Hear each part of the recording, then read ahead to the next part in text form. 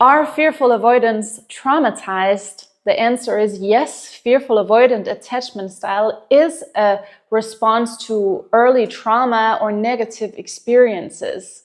There are different types of trauma, and there's also different degrees of how much a person has felt emotionally, physically neglected and abandoned. And that will, of course, have a consequence in terms of how severe their symptoms are. These experiences that the fearful avoidant has had means that they have a very difficult time connecting in a healthy way in their relationships. So they have an attachment wound.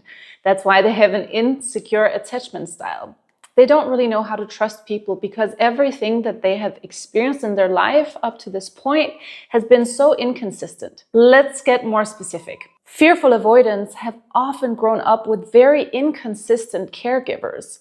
And an inconsistent caregiver can be a caregiver who is emotionally unavailable and then sometimes emotionally available. So they never really knew when they would be pushed away by the person that they loved and when they would be showered with love and affection. So that type of intermittent reinforcement can really create this insecure attachment. You never know what you're going to get, right? So on one hand, you know how good it feels to get all that love and attention from your caregiver, but on the other hand, it's not up to you when you get it and when you don't get it. It's totally out of your hands. And sometimes for no reason, or at least for no reason that you as a child can comprehend, the caregiver is completely unresponsive and unavailable to you. You can see this is something that would happen in a home where there's a lot of emotional chaos.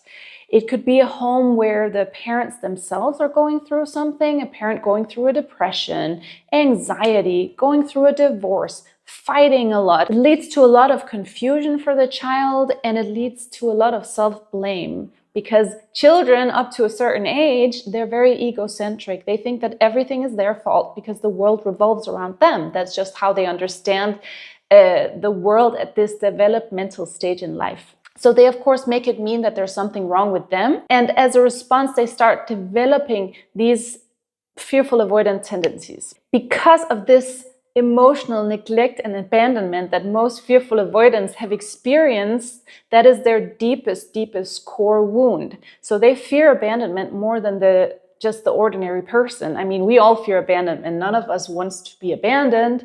We all want to avoid that. But for fearful avoidance, that fear goes so deep. So they might really act out whenever they feel a threat of abandonment. And because they feel so afraid of abandonment, they also feel very afraid of the deep emotional intimacy, because that makes them more vulnerable to abandonment. If they always can keep you at arm's length to a certain extent, then the abandonment is not going to hurt as much. It is, but you know what I mean, that it's a mechanism to stay more emotionally safe, even though it's not completely rational, because it doesn't really lead to a stable and healthy relationship, and will often have the opposite effect, because the partner eventually will get tired of this treatment and behavior from the fearful avoidant and maybe leave. Fearful avoidants have such a difficult time trusting others because they have probably been experiencing betrayal. They've been experiencing that people are fickle, that you never know what you're going to get. Again, we're talking about inconsistency. And I think that is one of the headlines when it comes to the fearful avoidant trauma, is that it's inconsistency. When it comes to intimate relationships, inconsistency from caregivers, and that can come in all shapes and sizes, from the super violent, abusive, alcoholic parent to simply a parent that is a workaholic who works all the time, or who has autism and doesn't know how to emotionally be there for a child. It can come from all kinds of, or like I said, a parent who's going through depression. This type of inconsistency in the home can also come from the parents having very different attachment styles and very different ways of raising the child. That is also very confusing for a kid.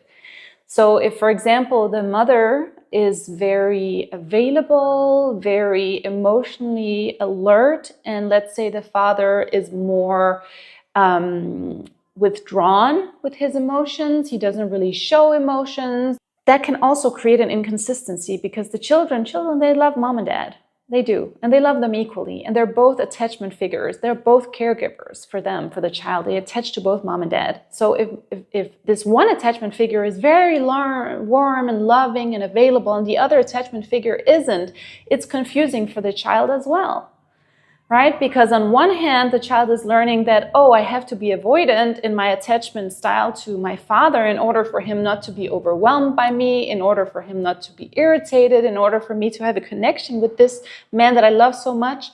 But with my mother, I can be clingy, I can be, I can be emotional, and she's going to be receiving that. Also, if you have a parent with this specific fearful avoidant attachment style, that can also create a fearful attachment style in children, because you know what the parent's going to do to you? Unwillingly, of course, they're going to push you away, pull you close, push you away, pull you close, push you away, and so forth. Very confusing, right? And as a result, fearful avoidants, they suppress their emotions because their emotions were inconvenient and probably caused more trouble than what was good for them growing up. So yes, they are traumatized. However, what you need to understand about being traumatized is that it's an explanation for behavior, but it's not an excuse. And that goes for all the insecure attachment styles. If you're with someone, or if you are someone who has an insecure attachment style, just because you have this trauma, it doesn't mean that your behavior is okay. It doesn't mean that your behavior is justified, or that it's okay to treat other people in the way that you do by pushing them away and then pulling them close and just completely confusing them and hurting them. It's still not okay. So that's why if you're someone with fearful avoidant attachment, please work on yourself. Try to understand yourself. If you're watching this video, you probably already are. So thank you. I mean, great. That's amazing. I myself used to have a fearful avoidant attachment style, and I am certainly healing from that more and more. So I really empathize, and I truly don't judge it, but I also have experience and can see how much it can hurt other people to have this certain attachment style. And when you're fearful avoidant, you can lean a little bit more to the anxious side or a little bit more to the avoidant side.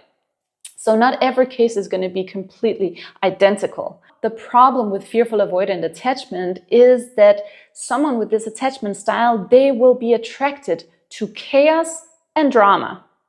And that's how they're going to relive the trauma again and again and again through familiar patterns with partners.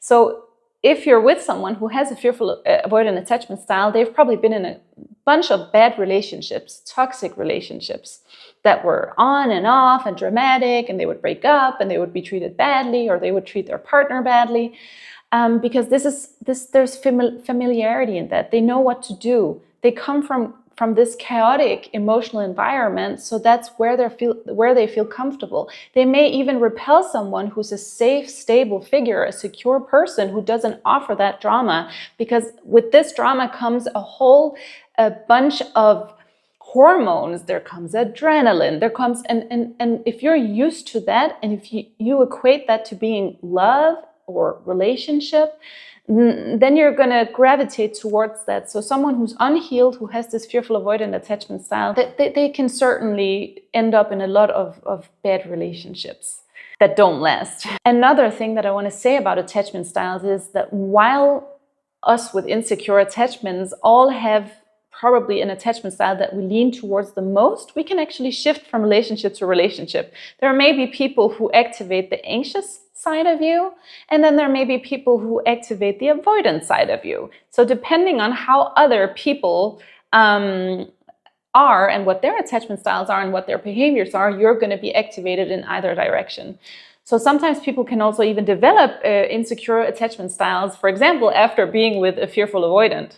Sometimes that person, the partner, will end up developing an anxious attachment style or an avoidant attachment style, depending on the circumstances.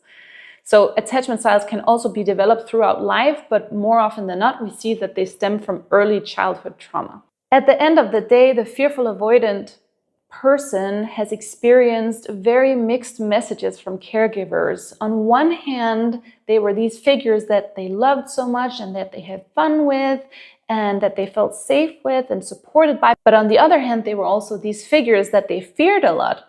And it's really difficult for a child to make some coherence out of that and to understand why it is so. If you're a fearful avoidant, fear not. There's definitely a way to work through this attachment style and to work towards a more secure attachment.